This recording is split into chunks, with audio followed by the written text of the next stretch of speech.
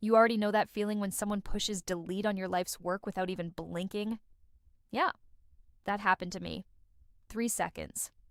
That's all it took for my boss, Nathan Prescott, to hover his cursor over my personal server profile and wipe 15 years of my blood, sweat, and late-night coffee benders off the map. But here's the thing he didn't see coming. The second that confirmation dialog flashed, the entire corporate database kissed itself goodbye. Before you scroll away, smash that like button and subscribe to the Payback Vault, because this isn't just another revenge story. This is the one where the villain reads the fine print way too late. Nathan didn't even look at me when he did it. Smug grin, titanium briefcase, suit worth more than my first Honda Civic. He just clicked confirm like he was closing a spam email. Meanwhile, every monitor in that Portland office went black. The server hum died. Some intern down the hallway screamed like they'd just seen a ghost. And me? I closed my laptop, slid it into my bag, and smiled. The whole corporate database had just erased itself, and I had the receipts to prove I did exactly what he told me to do. Let me back up a little. Name's Rami, Senior Systems Architect. 15 years at Helix Solutions, a mid-tier healthcare database firm. I built that infrastructure from the ground up while my dad fixed cars in our Beaverton driveway, and my mom balanced 3 businesses' books on a coffee-stained kitchen table. Empathy isn't weakness in tech. It's architecture. And Nathan Prescott, he never learned that lesson. Nathan rolled in one October Monday dripping with Silicon Valley arrogance. MIT grad. Startup acquisition money. Consulting buzzwords like synergistic integration and DevOps principles, which he said like they were magic spells. First team meeting, he called our 99.97% uptime over 5 years inefficient. I should have known right then that this dude was going to be a walking disaster wrapped in a Patagonia vest. Week 1, he scheduled optimization meetings where he talked for an hour while we checked our phones.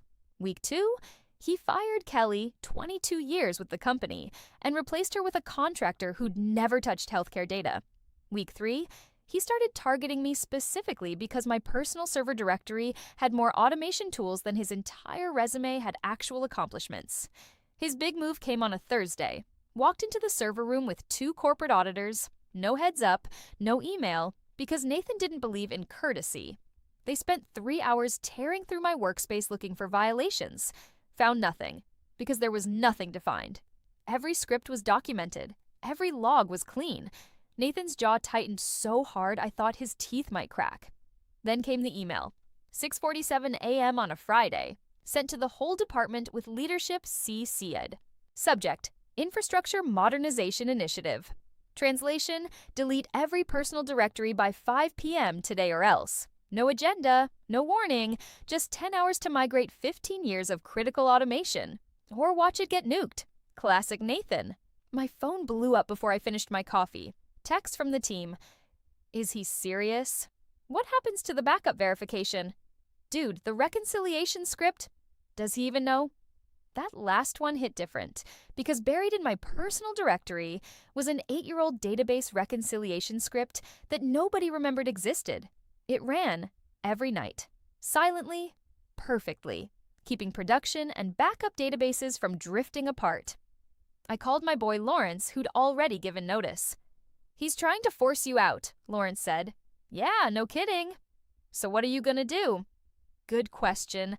I could scramble to migrate everything and probably break half of it. Or I could follow his orders, exactly, literally, to the letter, and let the chips fall where they may.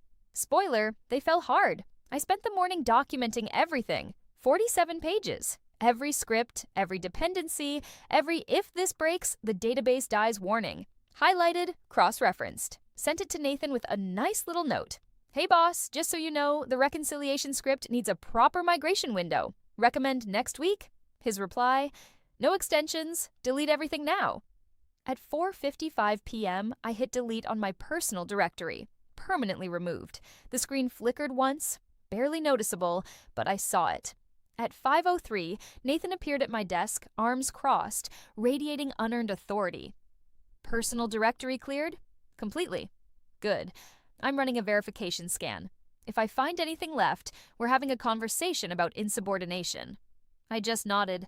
My laptop was already packed. Messenger bag over my shoulder. Nathan frowned. Going somewhere? We have an infrastructure review at 5:30. It's 5 p.m. on a Friday. I have plans. He stepped in front of me. This isn't optional. Neither is my time off. That's when the first monitor went dark. Then another. Then the overhead lights flickered. Nathan's phone rang, then someone else's. Then the desk phone near the conference room started screaming. Lawrence texted me.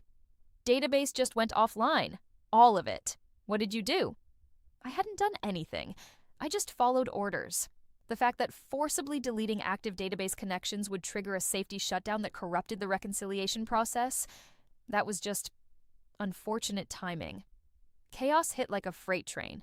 Nathan half jogged to the server room. I followed, bag still on my shoulder, because this was about to get delicious. Walter, the senior DBA with 40 years of experience, was typing frantically, sweat dripping off his forehead. The reconciliation script crashed hard, he said. Emergency shutdown. I've never seen this happen before. Then Walter turned and looked at me. Slow realization. The script? It was in your personal directory. Nathan's head snapped toward me. What? The database reconciliation script, Walter said, louder now. The one that maintains integrity between production and backup. Remy wrote it years ago. It ran from her directory.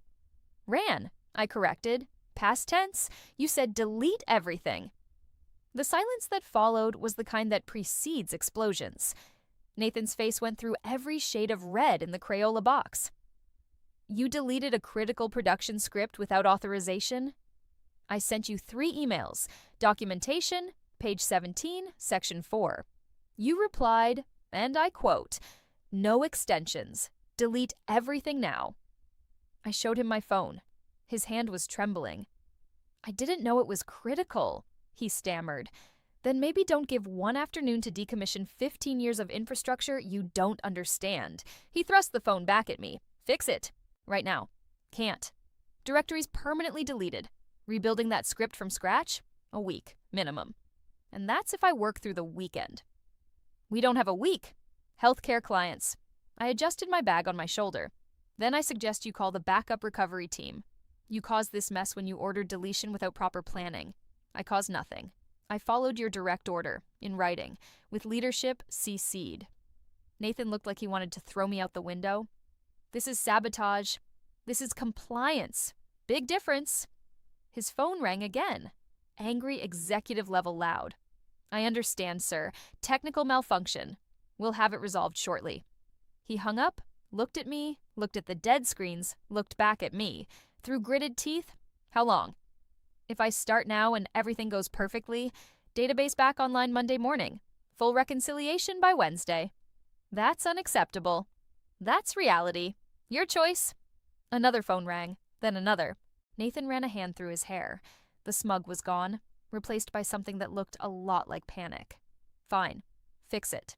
Whatever you need. I'll need a few things first. In writing. You're making demands right now? I'm establishing terms. First, formal acknowledgement that this outage resulted from your directive, sent to leadership. Absolutely not. I turned toward the door.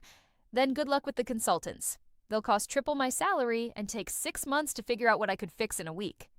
Wait. His voice cracked. What else? Second, full administrative access restored.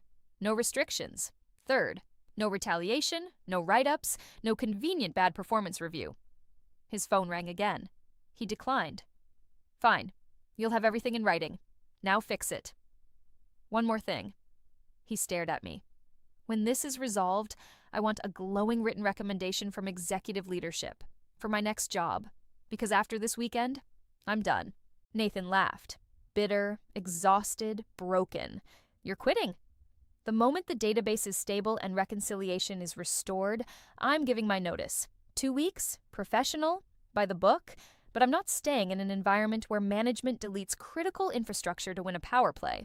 He wanted to argue, but 3 more phones were ringing, someone was shouting down the hallway, and the weight of consequences was finally crushing his shoulders. Fine, whatever, just fix it.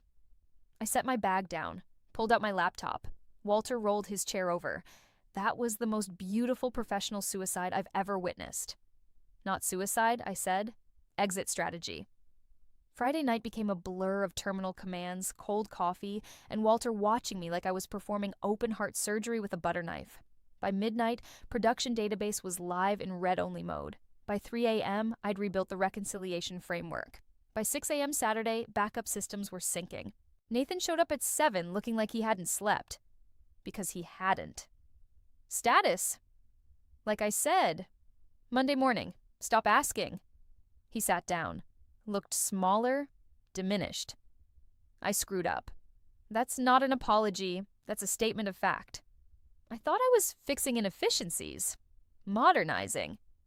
You were trying to prove your value by finding problems that didn't exist. Instead, you created problems that didn't need to exist. He laughed, hollow, exhausted. My career's over, isn't it? Probably, but that's not my problem. By Monday morning, the database was fully operational. Reconciliation script live. All systems green. I submitted my formal report at 9 a.m.